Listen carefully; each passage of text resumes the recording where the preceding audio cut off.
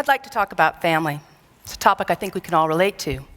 I imagine we would all agree that having a loving family makes us stronger, more secure, and more confident. Even as adults, you probably consider your parents and siblings among the most important people in your lives. And if you grow up without a functional family, you might carry emotional scars as an adult. But I'm not talking about people. I'm talking about killer whales, or orcas. Now, most people know orcas from seeing them in marine theme park shows like this one at SeaWorld. This is the image people think of when they think killer whale. They think Shamu. But I believe that orcas don't belong in captivity because this destroys family, which for orcas, probably even more than for us, is everything. I want to tell you about orca families in the wild to help you understand why it's important for us to retire Shamu, both the character and the real whales who play the role. Now, some of you may have heard of the film Blackfish or the books Death at SeaWorld and Beneath the Surface. They came to the same conclusion, that orcas don't belong in captivity.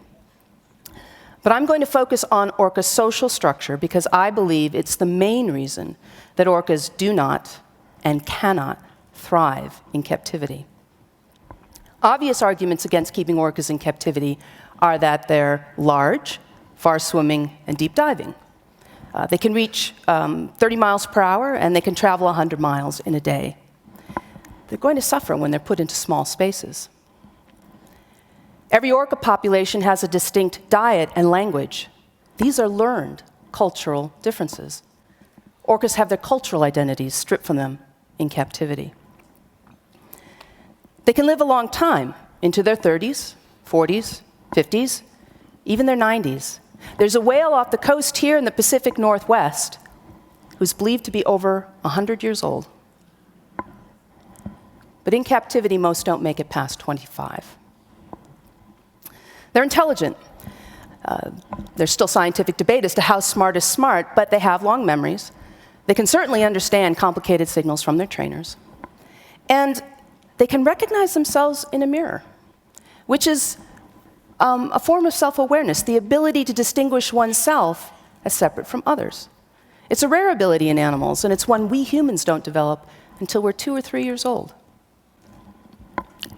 I can assure you, these whales are thinking about those people. I have no idea what, but they are thinking.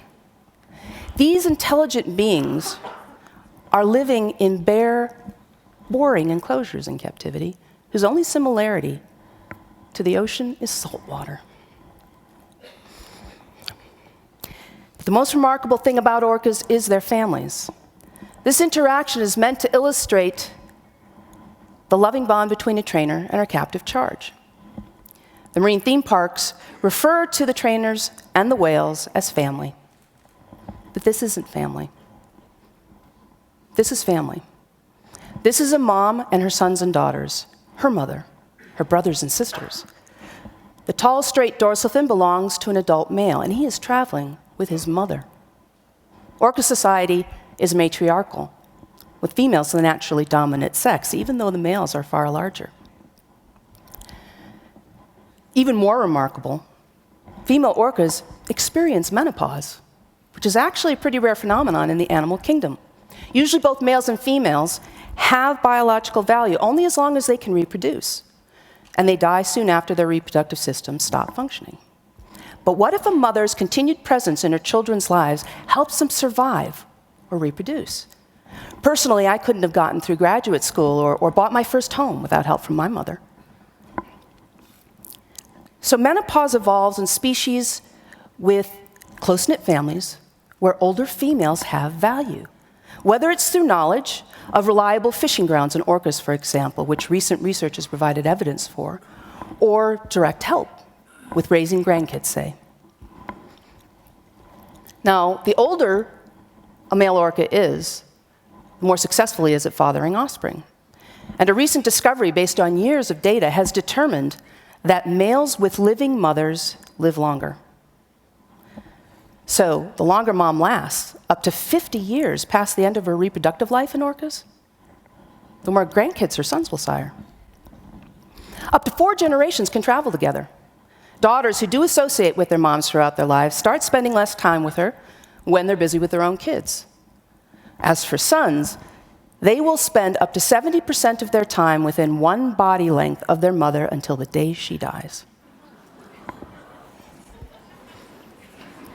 The only other example I can think of in mammals where a son is that close to his mom is probably in some human societies, right? The nerdy guy who lives in his mom's basement. Male orcas are 6-ton mama's boys. But they don't mate with their mothers or sisters. This was determined by taking skin samples and doing genetic relatedness testing. That's pretty remarkable. A male will live with his female relatives his entire life, but just as in most human societies, incest is taboo. He'll only mate outside of his immediate family. Now, it's possible that some moms introduce their sons to nice girls, like my Jewish grandma did with her 3 boys. But unlike my father and my uncles, it's probable that orca sons recognize a good deal when they see it and, let their mom hook them up. But there's no paternal care in orcas. All right, an outside male will come in, he'll get some, and then he goes home to his mom.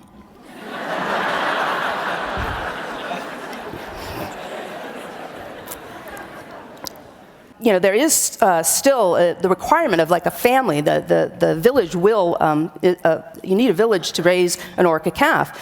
The older brothers and sisters will babysit their younger siblings. I think that's really cool.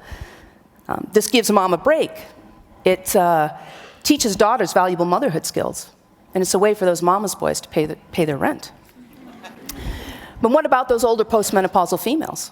Well, they have value not just for their knowledge or their help with grandkids. They play the role of Mrs. Robinson.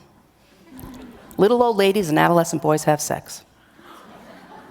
Because let's face it, adolescent boys are disruptive. Right? All those hormones surging and nowhere to go because eligible females won't give them the time of day. It's usually young male mammals who get the itch to leave the home territory.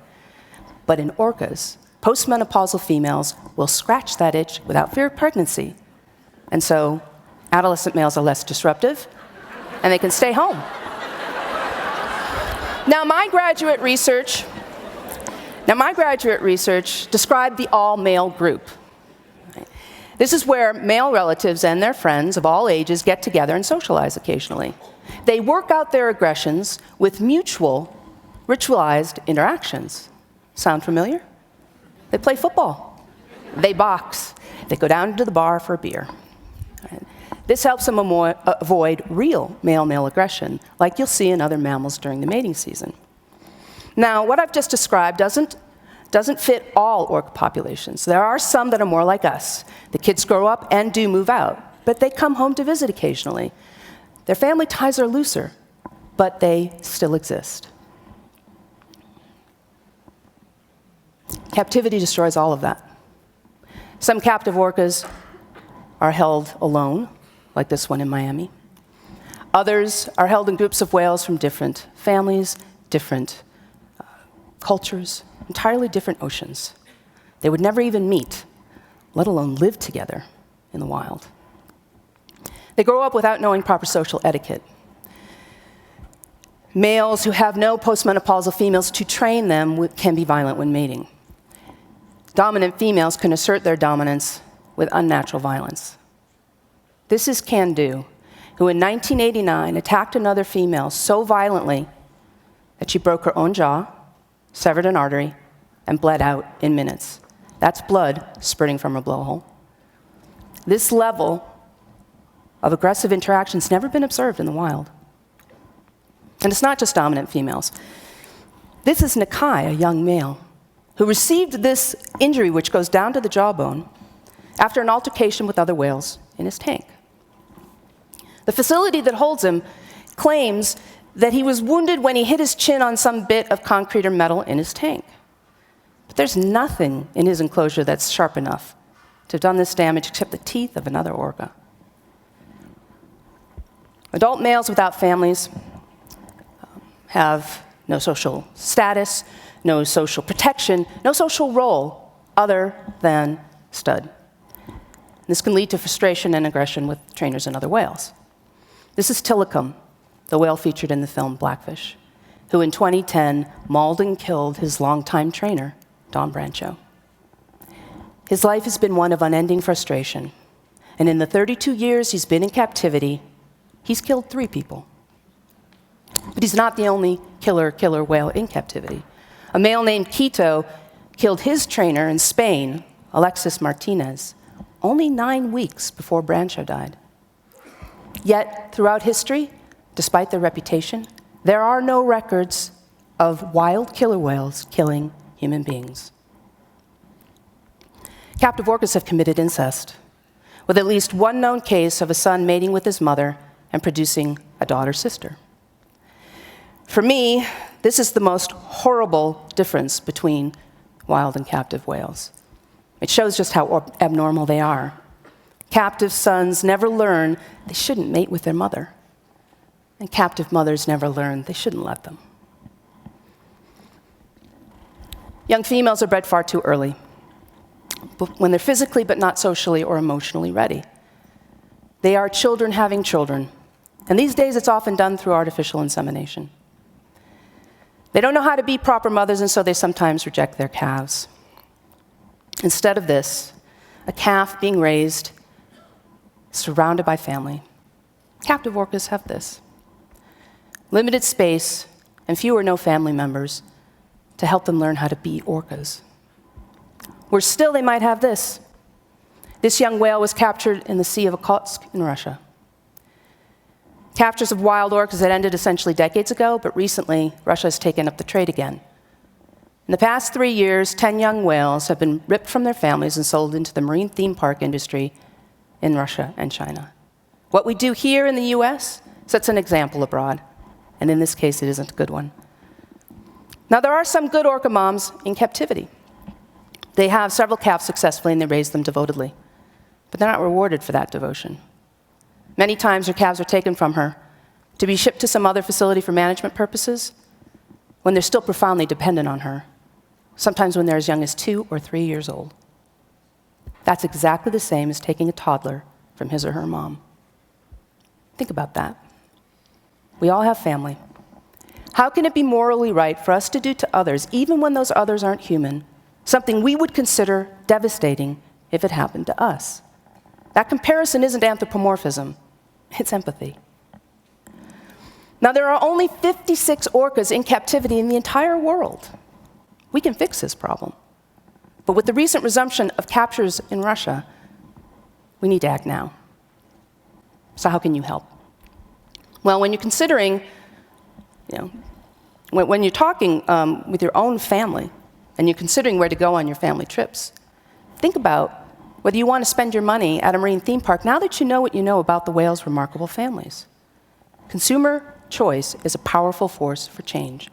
After Blackfish aired on CNN in 2013, SeaWorld's annual attendance dropped by more than 1 million visitors. And its stock